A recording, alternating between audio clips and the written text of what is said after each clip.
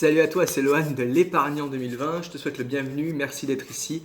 Si tu n'es pas encore abonné, s'il te plaît, abonne-toi pour m'aider à lancer ma chaîne. Ça me fait vraiment plaisir de te voir ici. Et aujourd'hui, une petite vidéo où on va parler de quelques petites astuces toutes simples pour économiser et épargner. On m'a demandé ça dans les commentaires sur mon blog. Et du coup, je te fais cette vidéo aujourd'hui. Alors, la première chose à faire, toute première, toute simple, logique, mais que beaucoup de personnes ne font pas, c'est de suivre ses dépenses. Ça peut paraître bête, mais il y a énormément de personnes qui ne suivent pas leurs dépenses et qui découvrent du jour au lendemain qu'elles sont par exemple à découvert. Alors que maintenant, il y a tous les moyens technologiques grâce au smartphone, à Internet, pour suivre ses comptes en temps réel et de partout.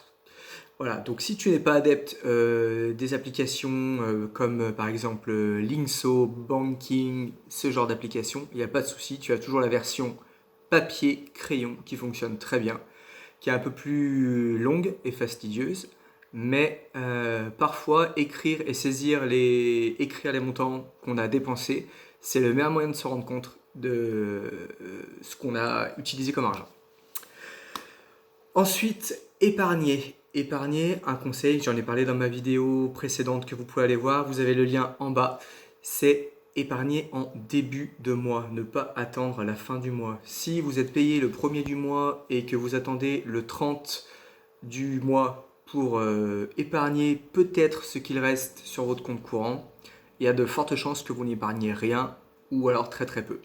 Alors que si vous épargnez tout simplement dès que vous avez votre salaire, par exemple vous êtes payé le premier et vous mettez de côté, par exemple, je vous le souhaite, c'est le minimum à épargner 10% de votre salaire. Si vous pouvez faire mieux, faites plus. Si vous pouvez faire moins, faites-le quand même. L'essentiel, c'est de le faire tous les mois, d'épargner une partie de son revenu. Vous pouvez mettre en place un virement automatique. Si c'est une épargne de précaution vers quelque chose qui est disponible, un livret A, un livret d'épargne populaire peut-être. Mais en tout cas, épargnez tous les mois une somme, s'il vous plaît, vous vous faites un cadeau pour plus tard. Ensuite, faites très attention à toutes ces dépenses qui paraissent insignifiantes. Moi, je pense essentiellement à ces dépenses quotidiennes de moins de 5 euros en général, comme l'expresso qu'on va aller boire tous les matins au bar du coin, avec souvent un petit croissant, un petit pain au chocolat. J'ai fait un petit calcul pour vous donner une idée. J'ai compté un expresso à 1,40 € et un croissant à 2 € tous les jours. Donc ça fait 3,40 € par jour. Sur 5 jours de la semaine où vous travaillez, on arrive à 17 € à la fin de la semaine. Et j'ai multiplié ces 17 € par semaine par 48 semaines parce que il y a 52 semaines dans une année, mais j'ai compté 4 semaines de moins, les congés ou si des jours vous n'y allez pas. Et on arrive à la fin de l'année à un total de 816 €. Et 816 € sur une année, je suis sûr que si vous aviez calculé que vous aviez dépensé cet argent en café et croissant, eh ben, vous allez vous dire qu'avec ces 816 €, vous auriez pu faire quelque chose de dément.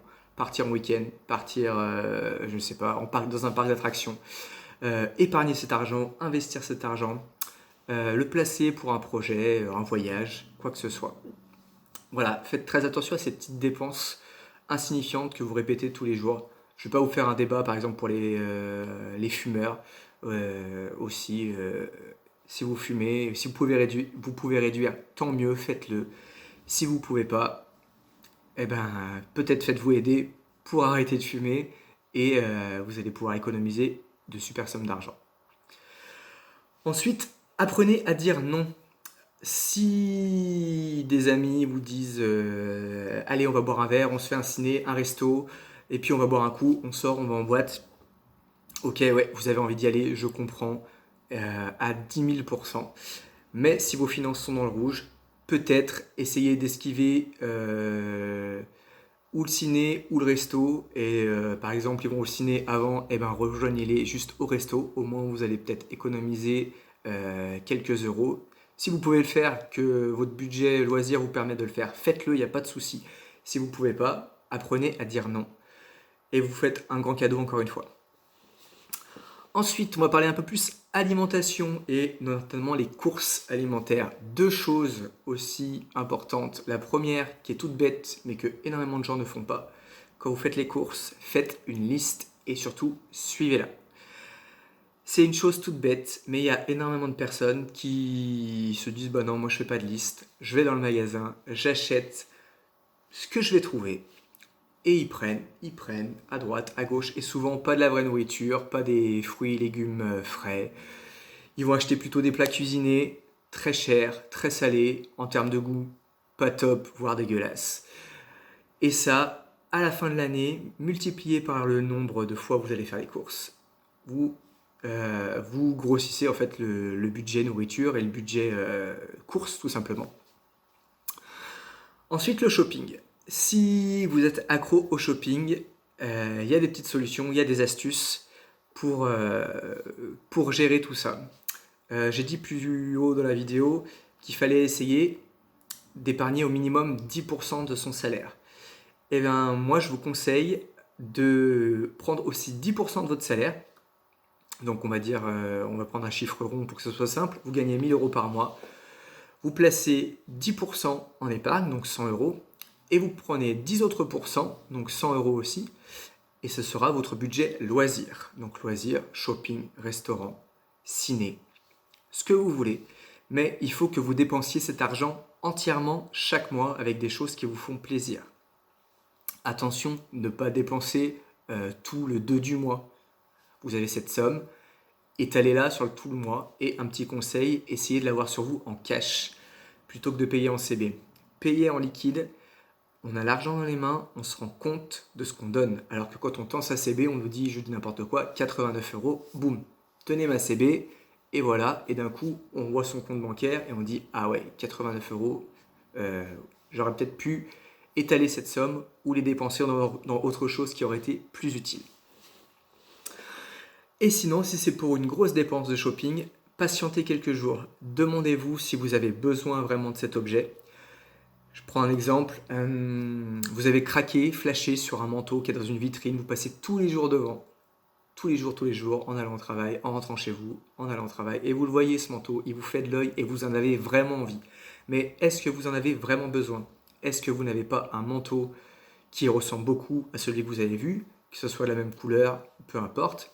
Est-ce que vous avez besoin de ce manteau? Si vous avez déjà 10 manteaux chez vous, qui y ressemblent ou qui n'y ressemblent pas, je pense que la question, comme dirait mon cher collègue, elle est vite répondue. Vous n'en avez pas besoin. Ou alors, si vous voulez vous faire plaisir et prendre ce manteau, vendez-en un ou deux autres que vous possédez déjà. Il y a plein d'applications, je pense à Vinted pour vendre ces vêtements. Et avec l'argent récolté, vous vous faites plaisir et vous achetez ce manteau. Mais au moins, vous avez fait de la place et vous n'avez pas sorti d'argent pour acheter ce nouveau manteau. Voilà, c'était des petits conseils tout simples. Je crois qu'il y en a eu 8. Il y aura d'autres vidéos dans ce style-là, plus particulièrement sur l'épargne, sur l'investissement. Mais voilà, le but de cette chaîne, c'est vraiment de partager des petits trucs et astuces qui peuvent paraître bêtes ou pas. Souvent, quand c'est bête et simple, c'est là que les gens ne les appliquent pas, justement. Et donc, je compte sur vous pour partager cette vidéo, pour mettre un petit pouce bleu, ça serait super sympa, et surtout pour vous abonner à la chaîne. Allez, merci, bonne journée à tous, bye!